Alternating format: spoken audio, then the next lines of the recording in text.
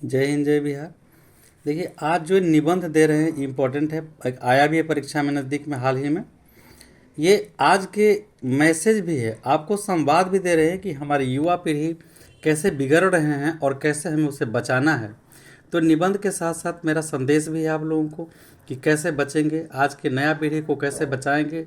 आप बचेंगे तो मेरा समाज बचेगा, मेरा समाज बचेगा तो देश बचेगा। आइए, युवा पीढ़ी एवं नशीले पदार्थ आपका निबंध है। हेडिंग युवा पीढ़ी और एवं नशीले पदार्थ। हमारा युवा पीढ़ी कैसे नशे से बर्बाद हो रहे हैं, क्या हमें रोकना चाहिए, इस पर विचार करना चाहिए। आखिर युवाओं के बाद जो पीढ़ियां हैं, बुजुर्गों, इन लोगों को ध्यान रखना चाहिए ताकि जो इनके समाज के संरक्षक हैं उन पर एक युवा पीढ़ी को संभालने का बहुत बड़ा दायित्व है। और कहीं ना कहीं हमारे समाज के संरक्षक इसमें पीछे हैं। यहाँ तक कि अभिभावक भी मुंह मोड़ रहे हैं अपने बच्चे को नशे के हालत में देखकर। तो कहीं ना कहीं पुत्र मोह से अलग होने की ज़रूरत है। न्याय के लिए, एक अच्छे समाज की स्थापना के लिए, समाज में कुरीतियों से बचाने के लिए हम सबको संघर्ष करने की अति आवश्यकता है। युवा पीढ़ी एवं नशीले पदार्थ भूमिका यह अत्यंत, देखिए दोनों तरफ हम कैसे पैराग्राफ छोड़े हैं, ये मतलब कि चौथाई छोड़े हैं, जिससे सुंदर लग रहा है लिखने में, देखने में, शायद आपको भी लगे। तो इस तरह आप लिखेंगे कॉपी। भूमिका, यह अत्यंत चिंता का विषय है कि आज की युवा पीढ़ी नशीले पदार्थों के सेवन के पीछे भाग रही है। युवा काल को अपने सपने देखने और सपनों को पूरा करने के लिए सक्रियता का काल माना जाता है। जो आपका युवा पीढ़ी है, आप सपने देखें और उसे पूरा करें, वरना फिर अगर ये समय निकल जाएगा तो फिर आप कभी अच्छा नहीं कर पाएंगे। यह काल सार्थक जीवन की परिभाषा गढ़ने का काल होता है। जरा समझ लें, युवा पीढ़ी जो है वो सार्थक जीवन का परिभाषा पूरा करने के लिए ये ऐसा होता है कि हम अगर जो चाहेंगे जैसी परिभाषा रच पाएंगे। ये जो युवा का जो युवा अवस्था होता है, इसमें हम अपने जीवन को जैसे चाहेंगे वैसे बनाएंगे। तो अच्छा बनाना ही समाज को गढ़ना है, देश को गढ़ना है। यह काल सार्थक जीवन की परिभाषा गढ़ने का काल होता है। यदि इस काल में नशीले पदार्थों के सेवन की प्रवृत्ति जग जाए या तो लग जाए तो समझना चाहिए कि जीवन निरर्थकता के अंधेरे में गुम हो जाने के लिए अग्रसर हो चुका है। तो आप सभी से अपील है कि किसी भी प्रकार से नशा की तरफ आगे न बढ़ें, नशा करने वालों के साथ कभी न रहें, क्योंकि नशा जीवन को नष्ट कर देता है। जैसी संगति वैसा ही आपको असर होगा। तो बुरा संगति की तरफ कभी नहीं बढ़ना है, क्योंकि बुरा चीज़ आदमी जल्दी सीखता है लेकिन अच्छा चीज़ सीखने में वक्त लग जाता है। तो ध्यान रहे। सभी लोगों से मेरी अपील है कि आप नशा की तरफ आगे न बढ़ें। सभी अभिभावकों से अपील है कि नशा ना करें, स्वयं भी नशा ना करें। अगर आप स्वयं नशा नहीं करेंगे तभी आप बच्चों को उपदेश दे सकते हैं, वरना खुद एक गलत आदमी दूसरे को क्या मैसेज दे सकता है। आप सही रहेंगे, आप सही हालत में काम करके, कमा कर, ड्यूटी करके घर आएंगे, आप अपने बच्चों के साथ थोड़ा समय देंगे तो जरूर बच्चे सुधरेंगे। तो आज हम सभी से अपील करते हैं कि अपने आप को बचाएं, परिवार को बचाएं, समाज को बचाएं और नशा से देश को भी बचाएं। युवाओं पर दुष्प्रभाव। प्रश्न उठता है कि अधिकांश युग में युवा पीढ़ी नशीले पदार्थों के सेवन की ओर क्यों प्रवृत्त हो रही है। इसका एक ही उत्तर है और वह यह, इस पीढ़ी पर पड़ने वाले विभिन्न प्रकार की चिंताओं का बोझ। चिंताओं का बोझ तो हम लोग को भी था, लेकिन क्या इस तरह से जैसे चाहे वैसे अपनी जिंदगी को बना सकते हैं, क्योंकि मनुष्य अपने भाग्य का निर्माता स्वयं है। युवा काल जीवन को एक सुनिश्चित दिशा में ले जाने का काल होता है, जिसके लिए अर्थ एक अनिवार्य सहायक तत्व होता है। अर्थ का मतलब हो गया धन। तो अर्थ जो है वो युवा पीढ़ी को एक सही दिशा में आगे बढ़ाने में सहायक होता है। आज का अध्ययन बहुत ही खर्चीला हो गया है। मध्यम वर्ग एवं निम्न वर्ग साहस कर पढ़ाई की ओर तो अग्रसर होता है, पर आर्थिक दबाव में यह भीतर से टूटने लगता है। यानी जितनी पैसे चाहिए, आजकल पैसा रहेगा तो पढ़ाई होगा, नहीं तो पढ़ाई संभव नहीं है। लेकिन ये भी कहा गया है कि जहाँ चाह वहाँ राह। यही टूटना उसे जीवन में से पलायन के लिए उकसाता है, जिसकी परिणति नशीले पदार्थों के सेवन की ओर अग्रसर हो जाता है। अब किसी को पढ़ने के लिए पैसे नहीं है, वो पढ़ाई छोड़ देता है, फिर काम धंधा में चले जाता है दूसरे जगह पर, और वहाँ धीरे धीरे किसी गलत लोगों के संपर्क में आकर नशा का सेवन करना शुरू कर देता है और जीवन को नष्ट कर लेता है। पर आज हमारी सरकार इस ओर अग्रसर है, लोन देकर के पढ़ाई कराती है। तो अगर जीवन संवारने वाले को 50 रास्ते हैं और बिगड़ने वाले को 50 रास्ते, अगर हम कोई नशा नहीं करेंगे तो हमें कोई ज़बरदस्ती कैसे करवा देगा? हम शराब नहीं पियेंगे तो हमें कोई ज़बरदस्ती तो नहीं पिला देगा। जब तक नशा के लिए इच्छुक नहीं हो, गलत काम करने के लिए इच्छुक नहीं हो, कोई भी गलत काम नहीं करवा सकता। जिसका दृढ़ इच्छा शक्ति अगर मजबूत है तो उसे कोई गलत काम नहीं करवा सकता है, ना ही वो गलत कर सकता है। क्योंकि कॉन्शियस माइंड और सब कॉन्शियस माइंड, कॉन्शियस माइंड जब तक नहीं कहेगा सब कॉन्शियस माइंड उसे सपोर्ट नहीं करेगा और गलत नहीं कर सकता है। जब कॉन्शियस माइंड कहेगा तभी सब कॉन्शियस माइंड उसे सपोर्ट करके गलत दिशा में ढकेलता है। युवा पीढ़ी जीवन संवारने के दबाव में पराजित मानसिकता के साथ नशीले पदार्थों के सेवन, देखिए ध्यान रखिए, युवा पीढ़ी जीवन संवारने के दबाव में पराजित मानसिकता के साथ नशीले पदार्थों के सेवन की ओर आसानी से प्रवृत्त हो जाती है। तो जीवन संवारने का मतलब होता है कि नशा की ओर हम थोड़ी चल जाएंगे और कभी हार मानना कोशिश करने वालों की तो कभी हार होती ही नहीं है। हार तो उसे होती है जो खुद अपने आप को पराजित समझता है। युवा पीढ़ी को इस कुवृत्ति की ओर धकेलने में अभिभावक भी पीछे नहीं है। वे अपने सपनों का बोझ युवा पीढ़ी पर डालकर उसे इस प्रवृत्ति की ओर अग्रसर होने को बाध्य करते हैं। चलिए, एक किताबी बात तो ठीक है कि युवा पीढ़ी पर लोग गार्जियन अभिभावक चाहते हैं कि मेरा बच्चा ऐसा करे, अच्छा ऐसा करे, ऐसा करे, ठीक है। यहाँ बच्चों को थोड़ी आज़ादी देनी चाहिए। अगर वो इंजीनियर नहीं बनना चाहता है, डॉक्टर बनना चाहता है तो डॉक्टरी का पढ़ाई करे। अगर वो इंजीनियर नहीं बनना चाहता, शिक्षक बनना चाहता है तो शिक्षक के लिए उसे प्रेरित किया जाए। तो यहाँ एक बात सत्य है कि बच्चा अगर जिस ओर अग्रसर हो, उसके जो आंतरिक इच्छा हो, अंतर आत्मा से इच्छा हो, उसे वही काम करने देना चाहिए। उसमें काफ़ी सफलता पाएगा और अच्छे सफलता पाएगा। लेकिन यदि हम उस पर दबाव डालते हैं कि ऐसा करो, ऐसा पढ़ो, ऐसा पढ़ो, तो दिक्कतें आ सकती हैं। पर गार्जियन के पास अनुभव होता है। मैं ये भी सभी से अपील करता हूँ कि जो अनुभवी गार्जियन हैं, अब अनुभवी अभिभावक हैं, उनके सलाह बच्चों को मानना चाहिए। क्योंकि उन्हें क्या पता है कि किस चीज़ में क्या होता है। अपने अभिभावक से तो ज़्यादा अनुभवी नहीं है। अगर अभिभावक अनुभवी हैं, ज्ञानी हैं, तो उनका सलाह आपके लिए मतलब रामबाण औषधि का काम करेगा, बहुत महत्वपूर्ण औषधि का काम करेगा और आप जीवन में सफलता पाएंगे।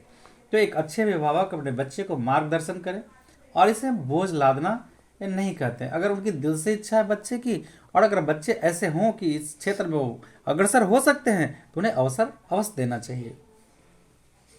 युवा पीढ़ी में यह प्रवृत्ति कुसंगति के कारण भी आती है। नशा एक धीमी जहर है, इसके सेवन से मनुष्य का जीवन अंधकार में डूब जाता है।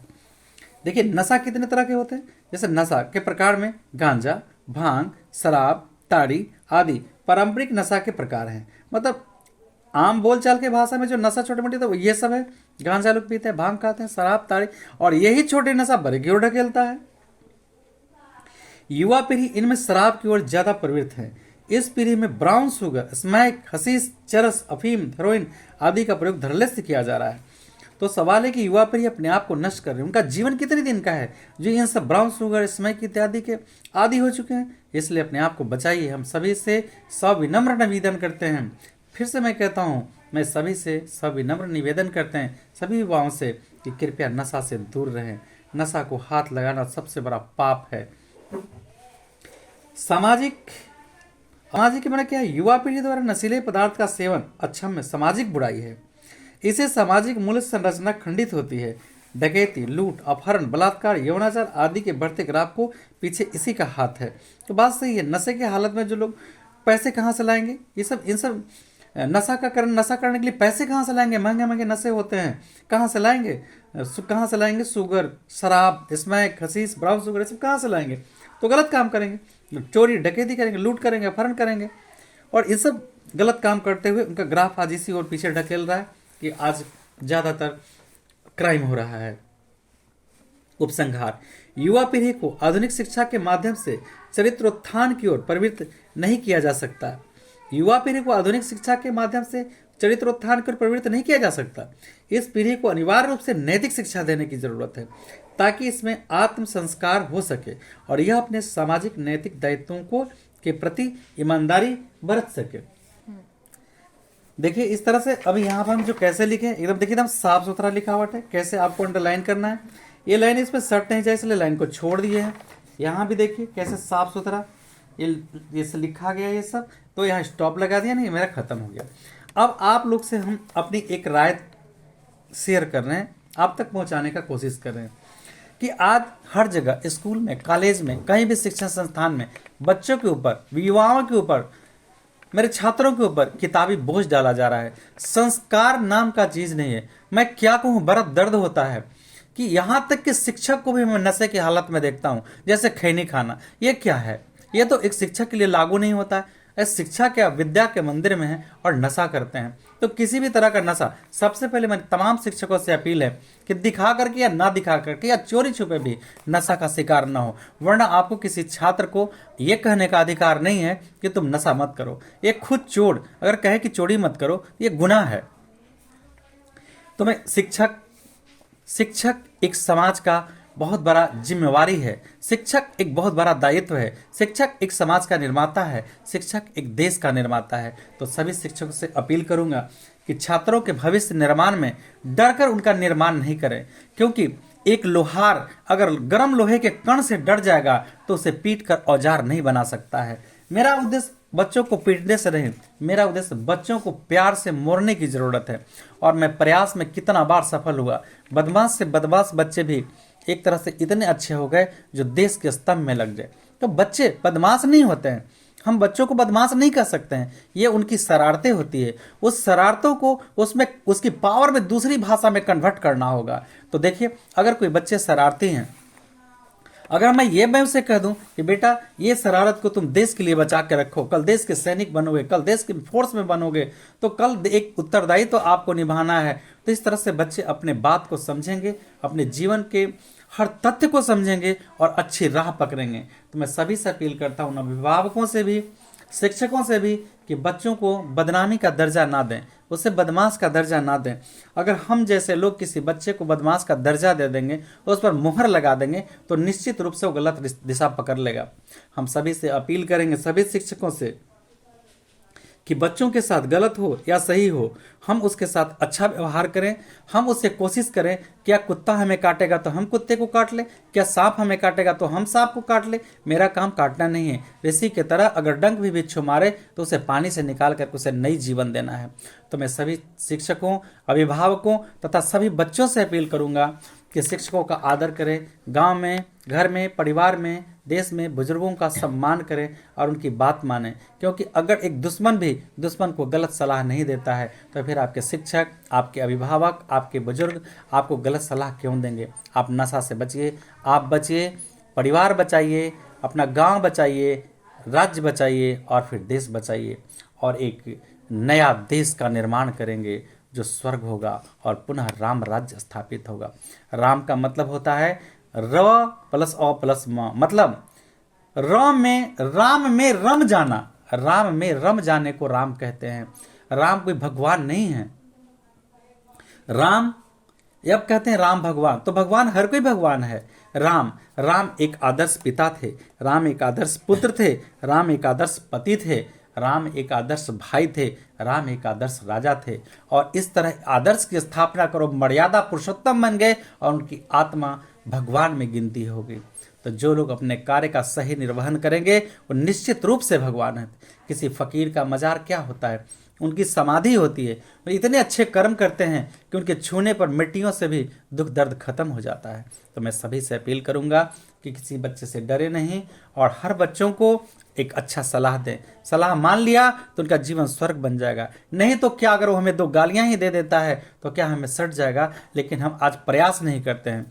मैं सभी बुजुर्गों के, अन्य लोगों को भी मैं देखता हूं कि बच्चों को गलत करते देखते मुंह मोड़ के चले जाते हैं, उसको बदमाश कह देते हैं और उसे संभालने का प्रयत्न नहीं करते हैं। मैं सभी से अपील करता हूं कि कोशिश करें और एक नए समाज का निर्माण करें। जय हिंद, जय बिहार।